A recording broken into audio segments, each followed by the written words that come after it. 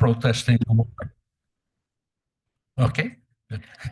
They were protesting the war in Vietnam. So we sort of, let's see, I'm trying to think here.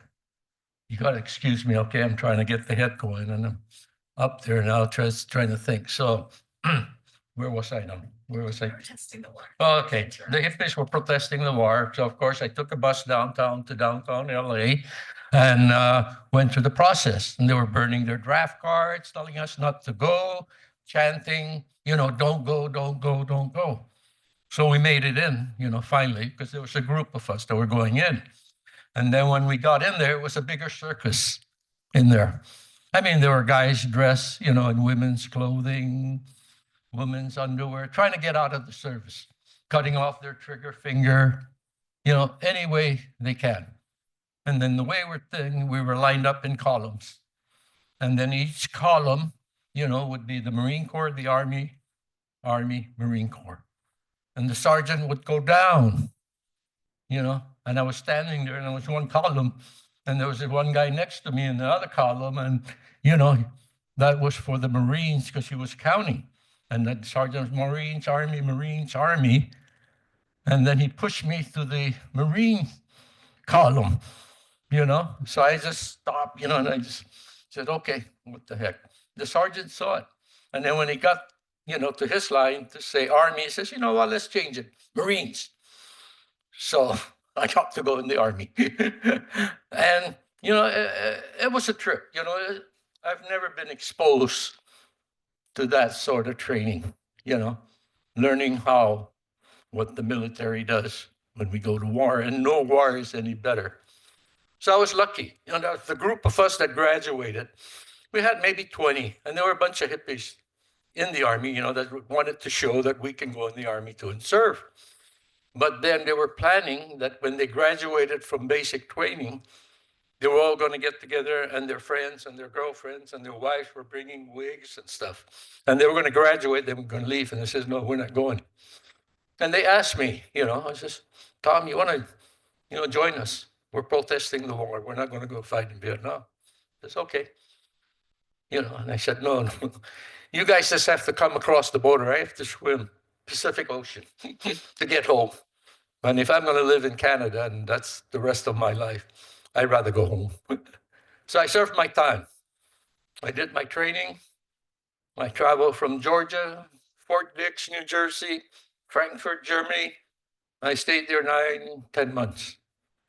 And of course, the same thing happened. I get this paperwork, says I'm going to Vietnam.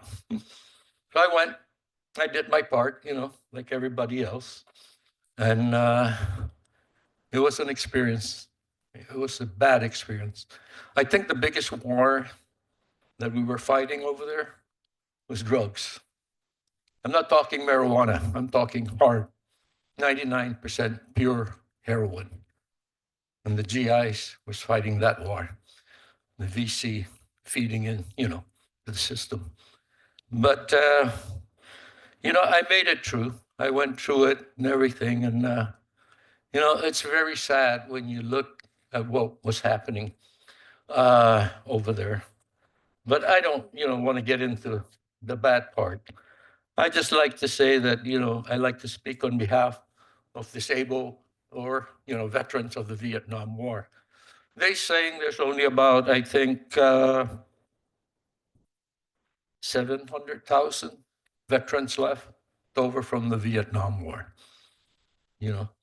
Chamorros, I think, my people, the indigenous people of Guam, I think a little over 7,000 Chamorro soldiers served in Vietnam. After World War II, over 45,000 Chamorros were in the military.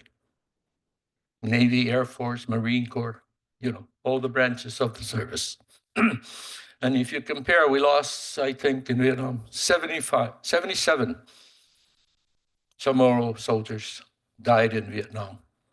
77.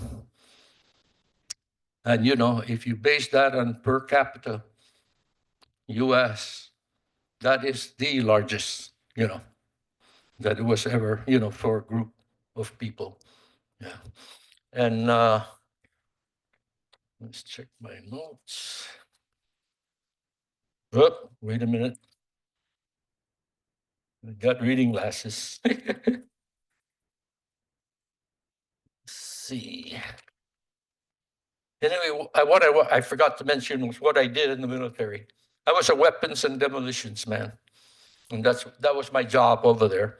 And what we used to do is we go out, and like if a unit is overrun or a unit needs help, we would come in, and then we would blow up everything that's there, so that way, the enemy didn't get all the equipment that we left behind. So that was my job. So we flew all over the country over there. So, but I think the thing most that people ask, and if you think about it, the total death, I think, came to 58,000 Americans were killed in Vietnam. 58,000. You know how many were killed because of Agent Orange? 5 times that amount. I don't know if any of you know what Agent Orange is. It's a defoliant that they use in Vietnam, to make the jungle leaf falls down so they can see the enemy. Just remember that 5 times that amount died, not combat related, but because of the US using Agent Orange. So it's something to think about. I myself also had to go on appeal and argue that point with the Washington, D.C. bureaucrats, and then I just said, you know what? I don't ask for much, but 40, 50 years later, you find out that, there are other things, not just myself. You got a whole country, South and North Vietnam also. We dumped this stuff on them. Could you imagine the number if we did talk about that, So, and I think the thing that when I left Vietnam, I was an advisor because what was happening with the military, they had said we're going to get out in X number of years. So we started OJT, South Vietnamese soldiers. So that way, when I leave, he fills my spot. And that was it for any American anymore to fight. They're slowly taking over. And then we moved on from there. But, it's funny how we, let me see here, serve, okay. Okay, it's a friend of mine. I think it's one thing that I will always remember, what he told me when I was leaving Vietnam. And he says, no, good for you. You're going home. You're going to your family. You're going to be alive. I says, I was born into war. I probably live here. I'll probably die here. But I'll never see peace here unless, things change. But he says, good, you Americans come. You stay a year, you leave. We stay here for life. So. But other than that, I think, unless we're going to have a question, Q&A after this? After this? Okay. Okay. All right. So you already said it. She said enough about the operation. Yeah, and I was involved in that. I was out of the Army. I was out of the military. And a good friend of mine, he was a combat engineer in Vietnam, and we got close. So when the operation, the Vietnamese started coming to Guam, they hired a bunch of locals, veterans that were married to Vietnamese to help them to translate. So this friend of mine, Tito Mantanonia, I helped him, to do it, to help with the Vietnamese stuff. So not just myself, the whole island. Just imagine, 111,000 Vietnamese refugees were moved in a matter of months. Right. They came in, they were coming in what they call the boat people. They were coming in from that. The Navy ships were bringing in some. The Air Force were flying them in. You imagine that many people? That Guam is 30 miles long by 9 to 12. But they did it. And the people came out, the Chamorro peoples came out, and they supported and they helped. There was no animosity, no hard feelings, nothing whatsoever. It's just people coming together, people helping one another out. And just remember, you got to think, we were in battle with them, we were fighting with them, and now we're friends. I was telling the guys here, I says, now, my God, I eat Vietnamese pho soup, my haircut, Vietnamese. So, it all comes back, guys. It all comes back. And I know what's happening nowadays. We're having problems with refugees, immigrants, all this stuff. I hope, we consider that, hey, I don't know who's going to build this country for us without the immigrants coming into here. So that's about, let's see. I think that's all I can come up with right now. But afterwards, if you want answered any questions, I have some here. And I don't want to be redundant, repetitive, because we got these two guys coming up too. So thank you for listening to me. Thank you.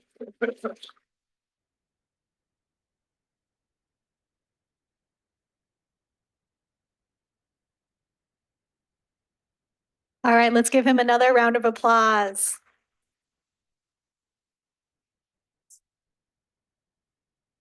All right, our next guest speaker has a PowerPoint, so just give me a second while we set up the tech to share screen.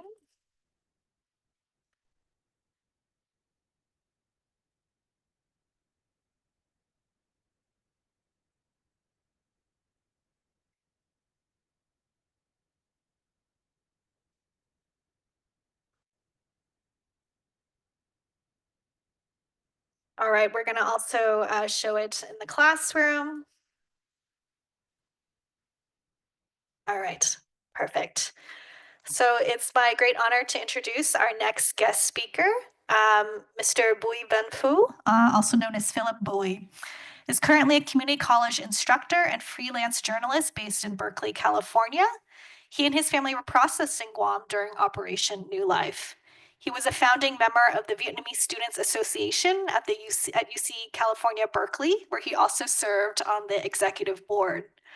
Over the years, he has gained extensive professional experience, including serving as a Peace Corps volunteer, teaching high school in Togo, West Africa, and working as an educational consultant for the UN High Commissioner of Refugees in Southeast Asia.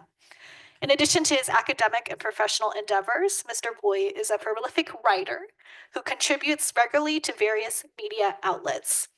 His work has been featured in publications such as San Jose Mercury News, Oakland Tribune, BBC Tiếng Việt, VOA Tiếng Việt, Người Việt Daily, and Việt Báo. So please join me in giving him a warm welcome.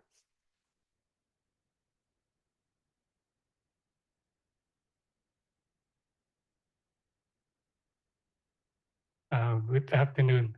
First, thank you, Professor Espiritu Gandhi, Professor Naputi, for giving me an opportunity to be here today and talk about my experience in Guam.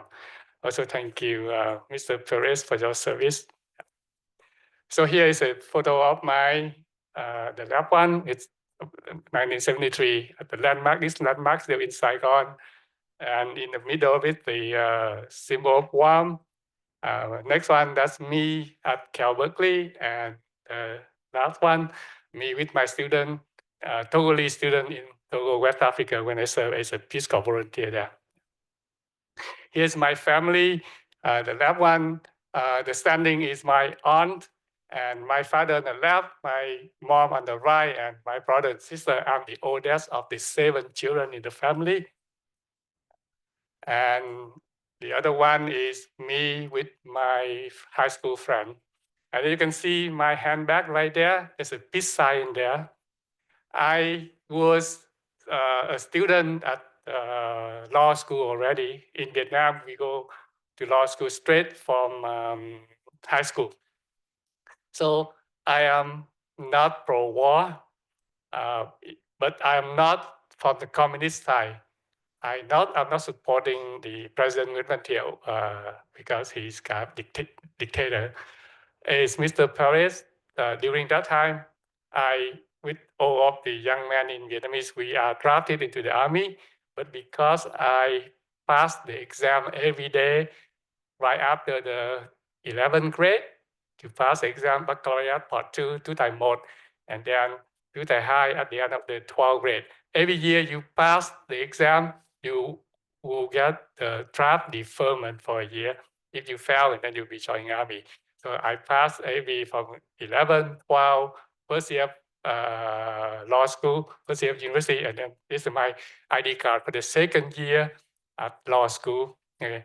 On the right, you can see right there, that's my design. That's a long story why my piece is still there at the gate of my home. And why it's only half, but that's a long story because that run into the problem with the local police and later on with the new regime after 75. Yeah. So when I left Vietnam, I jumped on the ship, just totally lucky. The ship has no engine or it's inoperable at the Saigon riverbank. All the ships, you can see it in some of the movie like The Last Day in Vietnam by Corey Kennedy. So many ships right there. My ship, no one get on the ship because people know that it cannot run.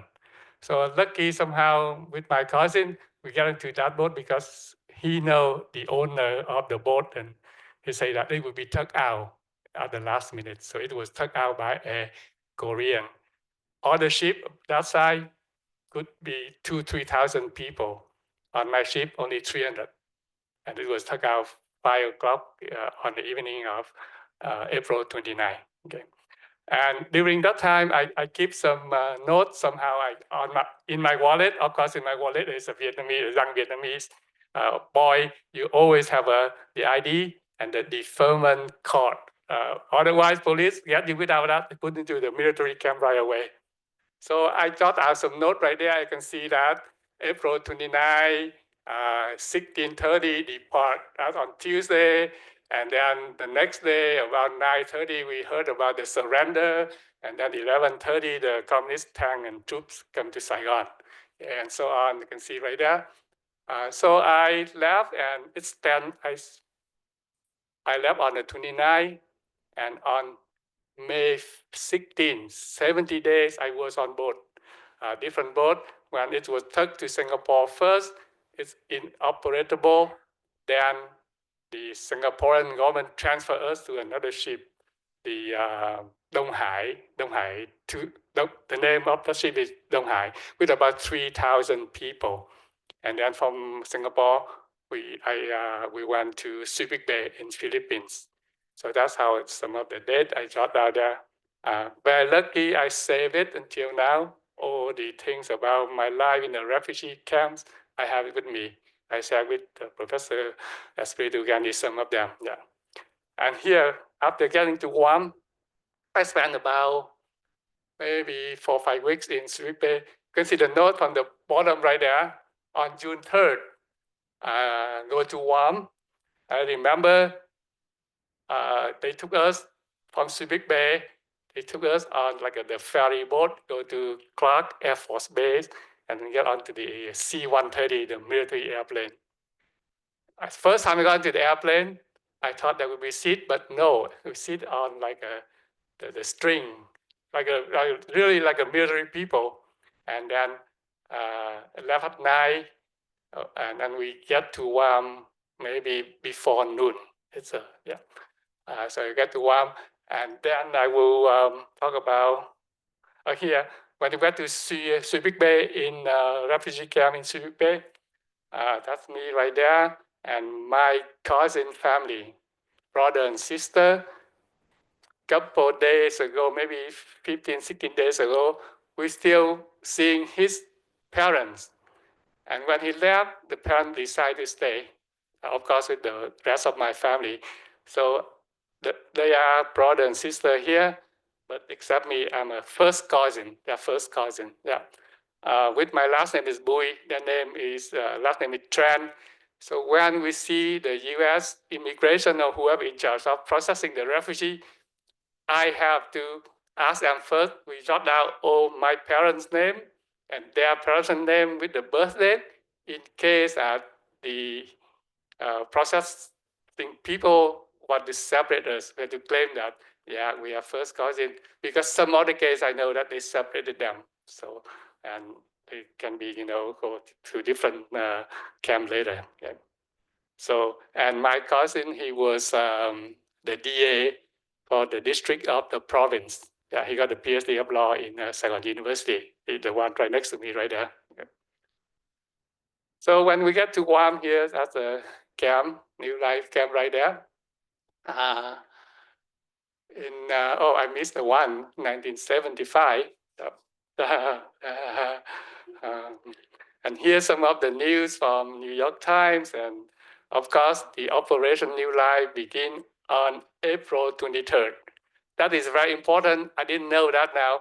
If you remember that President Gerald Ford, he was at the Tulane University. He said, Vietnam history, it's over.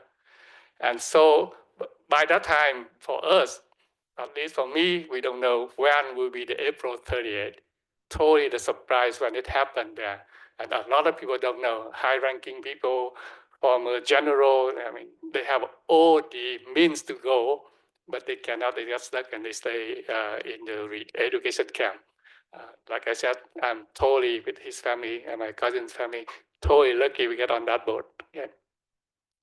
And so there were different camps. I remember I was at Oroti Point or the Tin City. I met some people there, they stay there, they stay at the Tokiyu Hotel.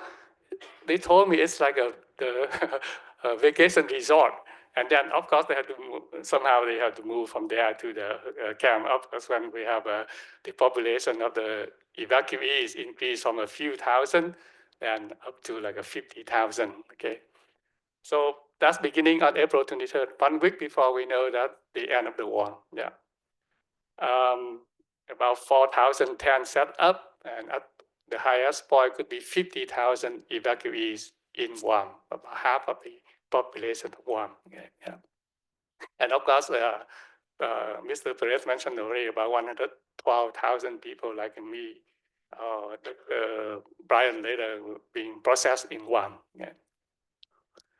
Okay, here's a map I got when we get to it's a huge camp. So people, after they get on Guam, get processed, they give them a map, and with the instruction from the back, what time is the mess hall will be open from 7 to 11, and then in the evening from 3 to 8. In Subic Bay, we ate 3 times a day, breakfast, lunch, and dinner. Get to Guam, only 2 meals. And Subic Bay is really green. If you've been there before, very, very green. When we let it in Guam, it's really bare and all the sun, really, really hot. Okay, and I was assigned to, you can see that with the arrow, that's my area K2 and the 10A29. Yeah, when I just get in, because my cousin has a son 1 year old, he's got really sick, not very healthy. So he asked to be in the area with the shade and it's cooler. Myself and another cousin was assigned to this tent right there. And when I just walked in, I saw a man, he's like crying. His eyes really red from, and he asked me, yeah, you just come from where? I say, I came from Subic Bay. And I asked him, and he said that I want to go back.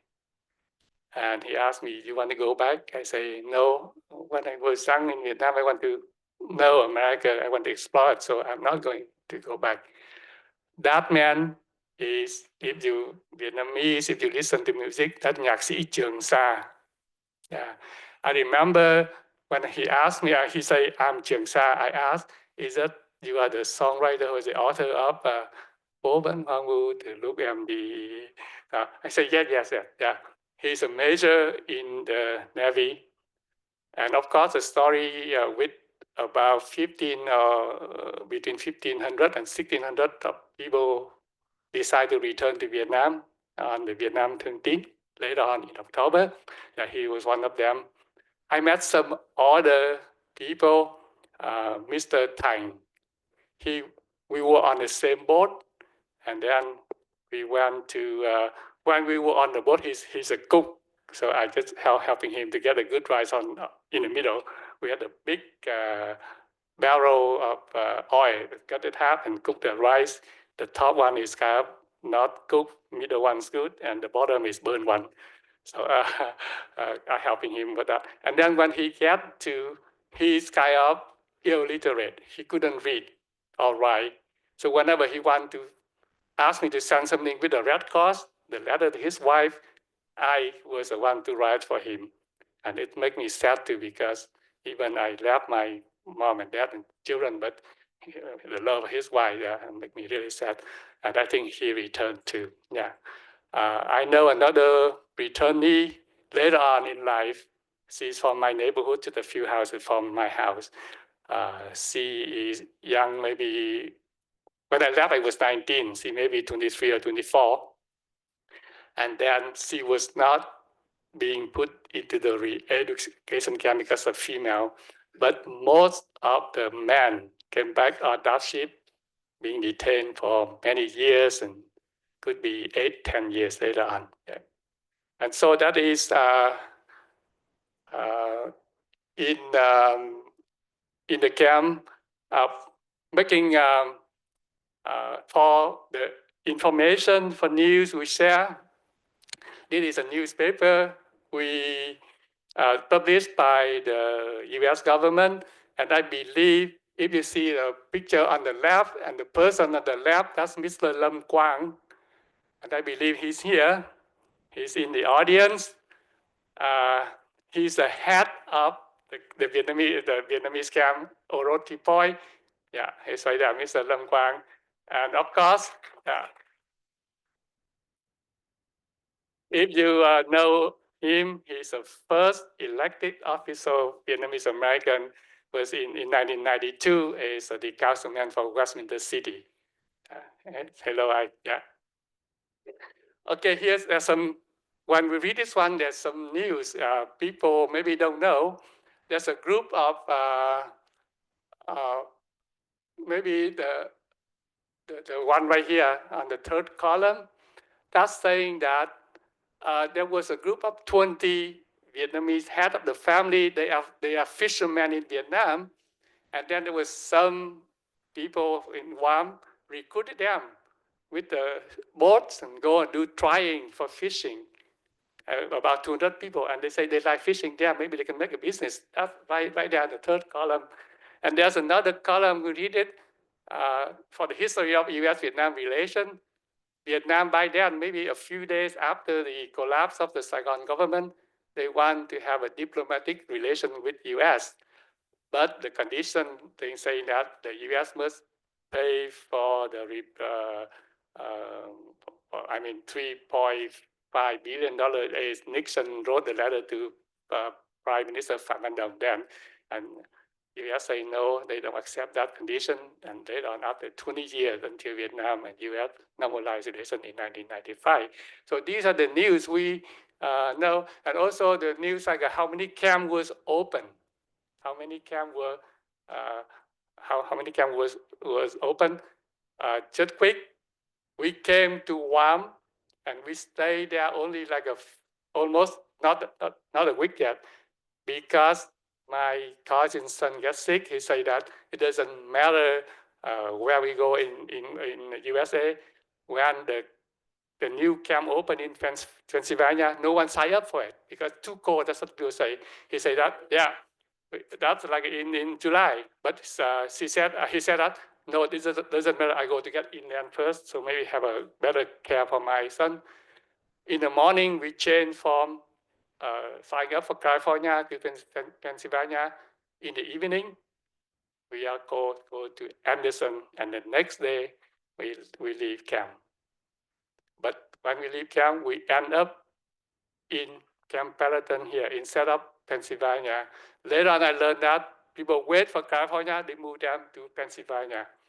And I know now the US policy by then, to disperse us, okay, not to get together.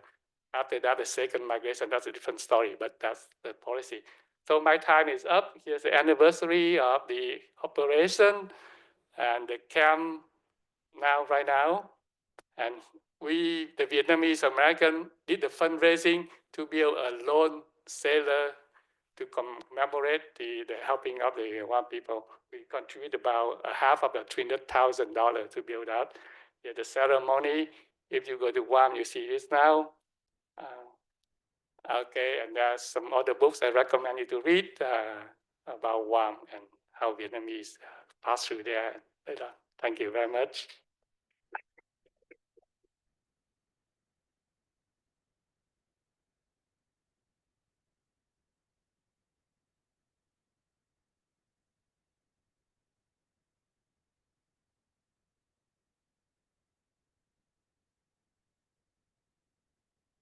All right, thank you so much. I'm now going to introduce our third guest speaker, who also has some slides. So just give us a second while we pull up his slides.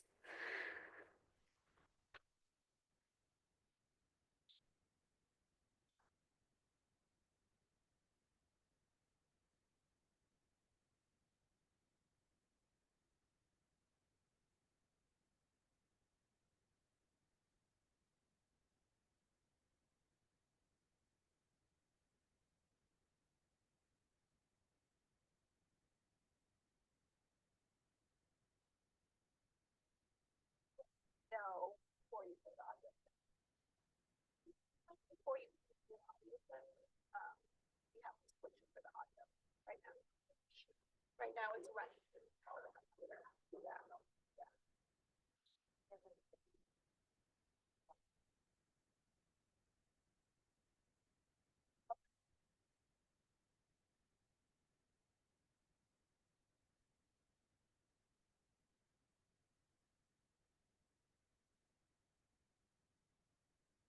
All right, everyone, thank you for your patience.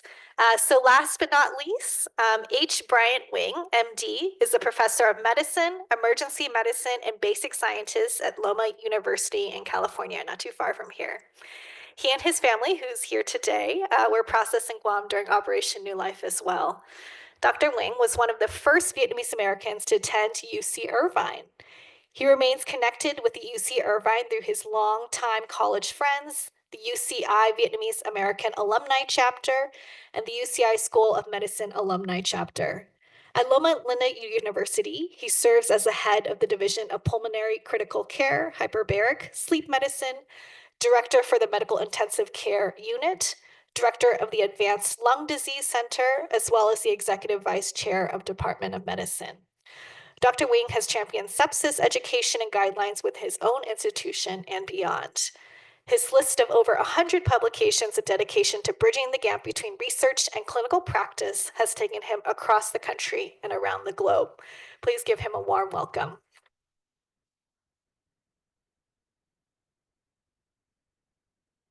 Thank you so much, Dr. Lee, and it's really a pleasure and honor to be back. Actually, I graduated here at UCI about 40 years ago, you imagine, and I've been able to come back on occasion, and every time I come back, the school has somehow grown and bigger, and I actually got lost finding the parking lot. But I just want to share with you some of our story, and I left Guam when I was 9 years old. So a lot of my stories, really, I want to acknowledge and honor my mom, who's in the audience. But why April 29? So April 29, I remember staying at home at about 3 or 4 p.m. And a family driver came to the house and said, we have to leave right now. Well, it turns out that my mom, based on her work, she got word that she has, or our family has to leave Vietnam right away, leave Saigon right away, anticipating that we will lose Saigon. So actually on April 21st, we flew to Phu Quoc, and we actually stayed there until early AM, April 30th, when we heard that Saigon had fell to the communists. And we left Phu Quoc on the SS American Challenger. And this is just an illustration of the boat. And you can see how crowded it was. And I asked my mom, because I was 9 years old, barely turning 9, What about sanitation? Well, there's no sanitation. What happened is they put a little kind of a plank on the edge of the boat, and people just come out there, stand, sit, and do their number one, number two right into the ocean. So you can imagine that the situation. Every family had about maybe 9 by 9 foot space in in every level of the ship to stay at. But we managed to arrive Guam at about May 5th at Asan Beach. And we left Guam about mid-June. So we were in Guam about a little bit over a month. And we arrived at Camp Pendleton, California. So the first place that we arrived at was Oroti Field. We stayed there for about 4 days. I have to shrink this down so I can see my slides. Okay, and it was a very sobering experience. Everyone cried. We lost everything. Most only had a few pieces of clothing. My mom, actually, she was in her office at work at that time. So she said, yeah, I had a couple extra clothing in my office, so that's all I had. So we just basically left very quickly, even lost her shoes trying to get onto the boat. And we arrived at Oroti Field. And this is what's called Tent City, which I know Phu has shared. There was about, each tent housed maybe 40 to 50 people, and each family had about 4 to 5 cots to live on. That's basically what we had. Minimal sanitation, and you can see everybody with their just one bag of belongings that they had when they left the country. How do I advance?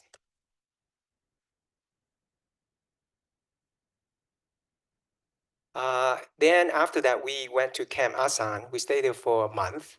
Again, we stayed pretty much in the second floor of each of the barrack there. Each family had about 9 by 12 feet of space on the floor, not on the bed, but on the floor. But better condition than Oroti Field. We actually felt very welcome by the Guam people and the U.S. military. And keep in mind that the population at that time was about 100,000 of Guam at that time, the population. The Vietnamese, we came about 130. So our population actually was more than the Guam population at that time amongst the refugees, but we were very welcome. Pretty much almost provided everything, including food and shelter. And we felt in good hands at that time. Then we went to the Tin City, basically the Anderson Air Force Base, and stayed there for 3 days waiting for the C-113 plane to transport us. So in leaving, I asked my mom, how do you feel? How do you feel now that you're going to actually leave in Vietnam forever and go to US? And it was mixed. It was mixed. Definitely, we all felt happy going to California. That's where we're destined to go. But the other contrary is that we're going to start our life all over. We had nothing, no English language, no American skill. So everybody, or at least her own circles, everybody thought they're going to be farmers and be working in the gas stations, blue collar worker. And keep in mind, a lot of Vietnamese who left at that time were well educated and also affluent too. But they had to leave everything. So then when we arrived at Camp Pendleton, oh my gosh, it's another tent city. So some folks actually thought, including my own family, this is our future. We're going to stay here in these tents. So definitely want to be a farmer for sure. Why do we live a good life? And the reason was really to escape the communism. So no matter what the situation was, everybody left everything to escape communism. And that's the reason to leave. So fortunately, we did not become farmers, and I was able to attend UC Irvine and finish college. I started out here in Information and Computer Science, or ICS. I met my wife here, and we've been married over 30 years. She's in the audience there as well.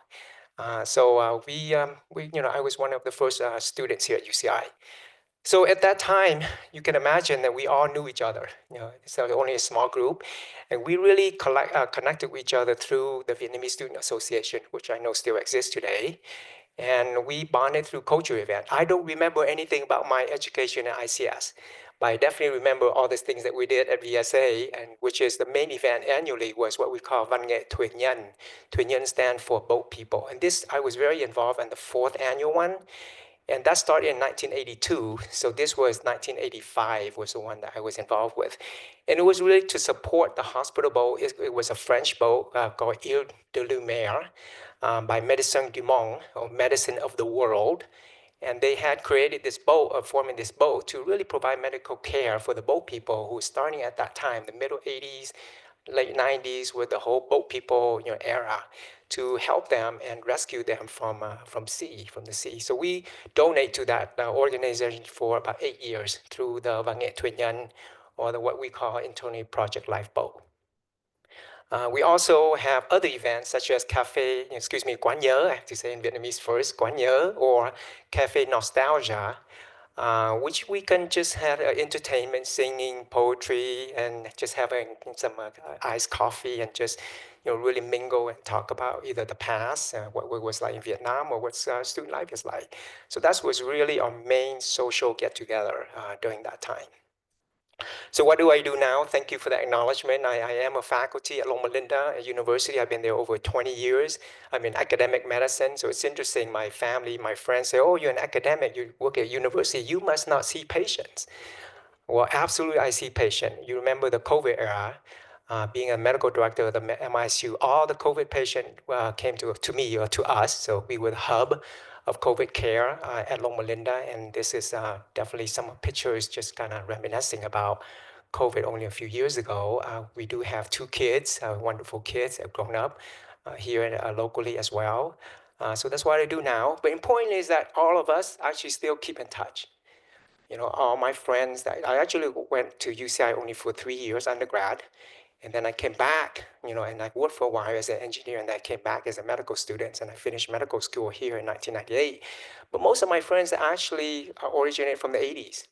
We still keep in touch, and I definitely acknowledge some of the leadership. About 5 years ago, we formed the Vietnamese American Alumni Chapter, which is part of the UCI Alumni Association. And different events, recently, there's picnics, there's gathering, and also the picture on the top left here is our most recent get-together, where we're actually planning for events to commemorate the 50-year anniversary of the Vietnam War. So definitely a very active group, and I acknowledge some of the leadership. I was on the board. I'm just a casual participant at this time, but this is a 40-year effort. The bottom left there is actually we're supporting the current VSA. So we're trying to connect with present student as well, connecting with the current VSA, and we provide some funding and support for their annual, I think it was a fashion show that they hold annually. So there's still some transition between the younger and the older generation, if you will.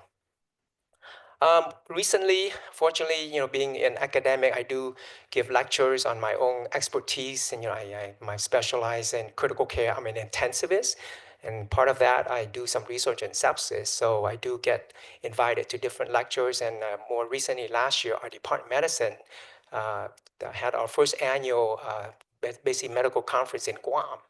So that was my first opportunity to come back to Guam and give a lecture to the Guam people. And they knew I was a refugee, from Vietnam 50 years ago, and somehow my presence got to the news, the Guam news, and the reporter there interviewed me, very similar. And that's how you found out that I was part of this. And so Dr. Lee found out about the video and asked me to participate in this conference. And it was also our way to bond with the faculty as well. And this is my video. I don't know if it's going to play.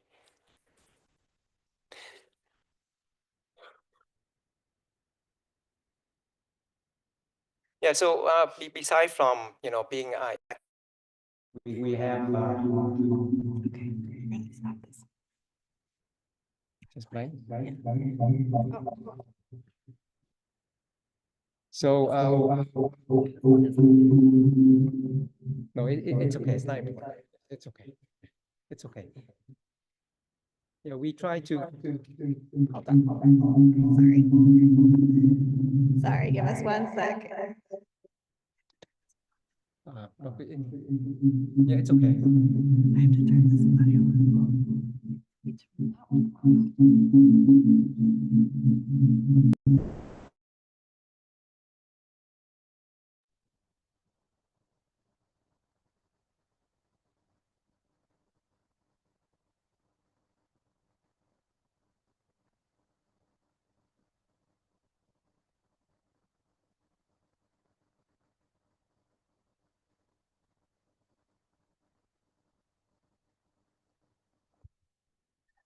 And beside from being a professor and a teacher, and we're all kind of boring and so forth, but it definitely gave us a chance to get outdoors. And actually, behind is my chair, department chair, and he's a GI, chief as well. So it was definitely a fun time for me to visit Guam. And how do I advance the slides? But important is I was able to visit the camp. So yeah, so this is Camp Asan, where we stayed for over a month. It's actually a beach now, and this red dot on the Guam, this is where the beach is. This is Camp Asan. Historically, it's actually, like Dr. Lee was saying, Gandhi was saying, it was actually a memorial for the World War II. And when Japan took Guam, World War II in 1944, June 1944 is when the US actually landed first in Asan Beach to take over Guam. So that's really their national landmark. And when the Vietnam War, we used that camp basically for the Vietnamese refugee. Now, where's the camp now? What happened is 1976, there was a typhoon. So the whole camp was washed out. And so now it's just a beach, a beautiful beach, and that is what the camp looked like today. So that's what happened. So unfortunately, there's no remnant of us there other than a very nice plain grass field. Importantly for me, and it's become personal, is that I was also able to connect and visit some of their hospital and medical system. This is Guam Memorial Hospital, which is the government hospital. And something new in medicine is called telemedicine. That's where we're able to take care of patients through video across the world. And I fortunately was able to visit them. And actually, I was right there during rounds. And this is a real person on the other video, and he's in the United States. He's actually in Philadelphia at that time. And he's logging into Guam and to take care of patients in Guam. So because of that, they also asked me if I want to join their team. So I did apply for the medical license, the medical board, and hopefully I'll get licensed. And probably in May, I'll be taking care of patients in Guam, sitting in California. So it'll be an interesting experience for me as well. So thank you so much for your time. I just want to acknowledge all these people that really helped me grow through college, especially being connected with the VSA back then and now as well. Absolutely my mother, who shared with us with our stories and responsible to take our family here. And I wouldn't be here without her and my parents and my brother and sister. I want to acknowledge two people, Phượng Châu, Dr. Nguyen, Dr. Phượng Châu. She's really our historian, if you will. So if I want to ask anything about the 80s, I would call her up and she'll remember exactly what happened. Lin Ko Chen is our co-president for the alumni chapter today. And she really hold us together today as alumni, connecting with everybody and continue the spirit of the Vietnamese refugee in California. Thank you so much.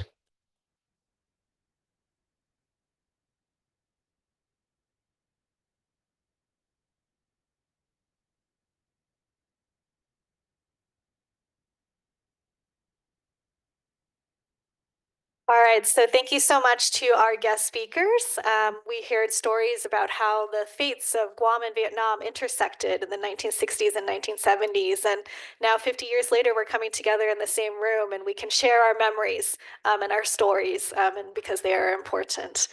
So unfortunately, we are out of time for the Q&A, but if you are making your way to the reception, you can follow me and tread in our guest speakers, and you can come and ask your question to our esteemed guest speakers in person. If you are part of Professor Naputi's class, please send any questions her way, and we will make sure to get them to the guest speakers as well.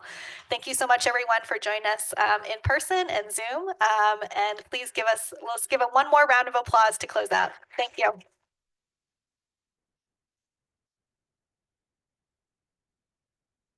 All right.